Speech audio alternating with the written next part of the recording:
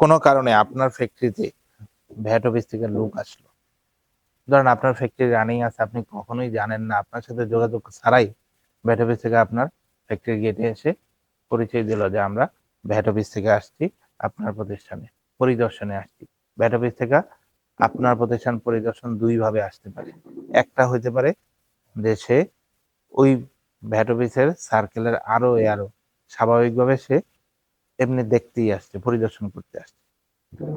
আরেকটা পারে যে না, সে ফর্মালি আপনাকে তল্লাশি এবং জব্দ করার উদ্দেশ্যে আসছে, যেটা গতকালকে ক্লাসে আমরা পড়াইছি। তাহলে সে যখন আসে তখন আপনার কাজ কি? এজ এ ভ্যাট অফিসিয়াল বা এজ এ বিজনেসম্যান, আপনার প্রথম কাজ হলো তাকে ওয়েল ম্যানারে রিসিভ করা। আসার সাথে সাথে তার সাথে দুর্ব্যবহার করা যাবে না। ওয়েল ম্যানারে রিসিভ করা, দ্যাট মিনস তার সাথে আপনার ইন্ট্রোডিউস হতে হবে, আপনি কে, সে কে, তার পরিচয়টা নিশ্চিত হতে হবে, যাতে এই ধরনের কোনো প্রতারণার শিকারও যাতে আপনি না হন। অনেক সময় এরকম কিন্তু আমরা পাই। সো তার কাছ থেকে পরিচয় নিশ্চিত হওয়ার জন্য তার ভিজিটিং কার্ড আপনি চাইবেন, যদি পরিচিত হয়ে থাকে তো ওকে, বা আপনার কার্ড দিবেন, অথবা আপনার সার্কেলে যদি পরিচিত কোনো অফিসার থাকে, আপনি আগে নিজে কথা বলে নিশ্চিত হবেন যে স্যার, আমি একটু আপনাদের অফিসেই কথা বলে নিই, আমার তো পরিচিত এক ভাই ছিল, আপনারা ওই অফিস থেকেই আসছেন কিনা।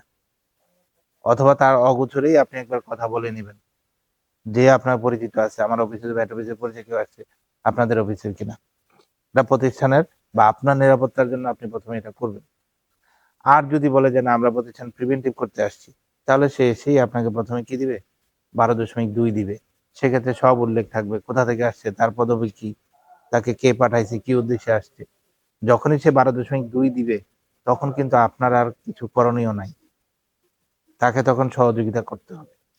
আর যদি সহযোগিতা না করে তাকে বাধা দেন, তাকে ঢুকতে না দেন, তার সাথে খারাপ ব্যবহার করেন, সে তখন ধারা 113 প্র্যাকটিস করার সুযোগ আছে, যেটা হলো তার কাজে বাধা প্রদান করা, যেটা ফৌজদারি মামলার যোগ্য একটা অপরাধ।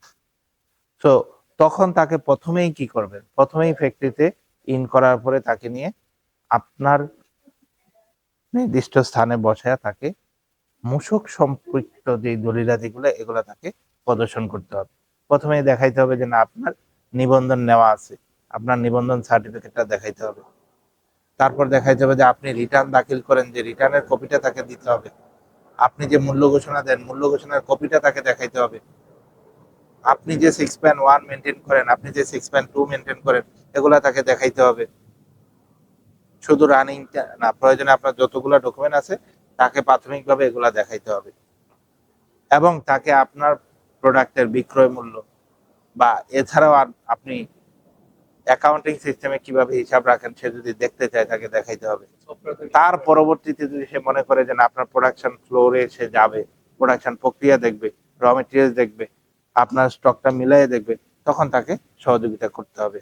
যে আপনার রেজিস্টারটা যদি আপডেট থাকে, কত তারিখ পর্যন্ত আপডেট আছে, রেজিস্টারে কত পিস, কত কেজি, বাস্তবে কত কেজি আছে, এটা তাকে আপনি মিলাইয়া দেখাইতে হবে। আর যদি সে কোনো কিছু জব্দ করতে চায়, নিয়ে যেতে চায়, তখন কোনটা কোনটা জব্দ করতে চায়, তাকে এই জিনিসগুলা গুছাইয়া সে নেওয়ার সময় তার যে 12.3, সেক্ষেত্রে আপনার সাইন রাখতে হবে এবং তাকে সহযোগিতা করতে হবে। তো ভ্যাট অফিস থেকে এটা আসাটা একেবারেই কমন। আপনি যখন একটা উৎপাদনকারী প্রতিষ্ঠান হবেন, আপনার এখানে রেগুলার ভ্যাট অফিস থেকে লোক আসবে, তাকে কিন্তু সহযোগিতা করতে হবে।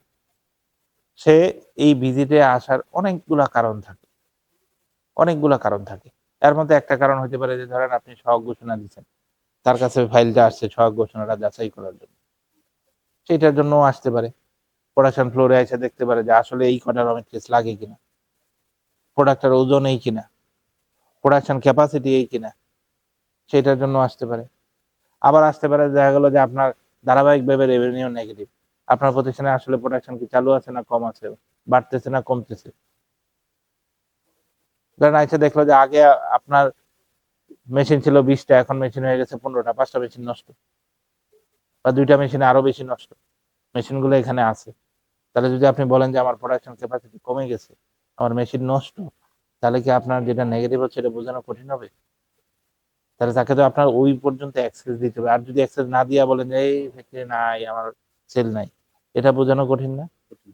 সো আপনাকে রিয়েল সিনারিওতে তাকে নিয়ে আসতে হবে।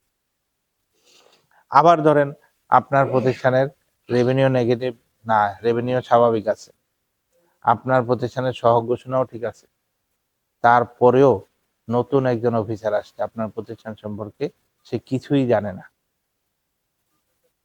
মাঝে মাঝেই বিভিন্ন মিটিংয়ে তাদেরকে বলে দেওয়া হয় যে আপনার এরিয়ার প্রতিষ্ঠানগুলো আপনি একটু তদারকি করেন, আপনি যান, সে কি বানায় কি করে দেখেন, সেটা বোঝার জন্যও কিন্তু সে আসতে পারে। তো কোনো প্রতিষ্ঠানে ভ্যাট অফিসের লোক আসা অন্যায়ের কিছু না। ভ্যাট অফিসারের লোক দুইটা ভাবেই আসতে পারে, স্বাভাবিক সম্পর্কের ভিত্তিতে ভিজিটের জন্য দেখার জন্য আসতে পারে, আবার আপনার প্রিভেন্টিভের জন্য আসতে পারে। ঠিক আছে? তো ভ্যাট অফিসের লোক আসলে বিব্রত হওয়া যাবে না, তাদের সাথে খারাপ ব্যবহার করা যাবে না। আমরা বাস্তবে অনেক দেখছি ভ্যাট অফিসের লোক আসলে শুরুতেই তার সাথে খারাপ ব্যবহার করছে, সে জায়গায় কিন্তু নেগেটিভ ইফেক্ট, পরক্ষণেই সে আপনার প্রিভেন্টিভের অ্যাকশন নেয়। এগুলা করা যাবে না। ঠিক আছে?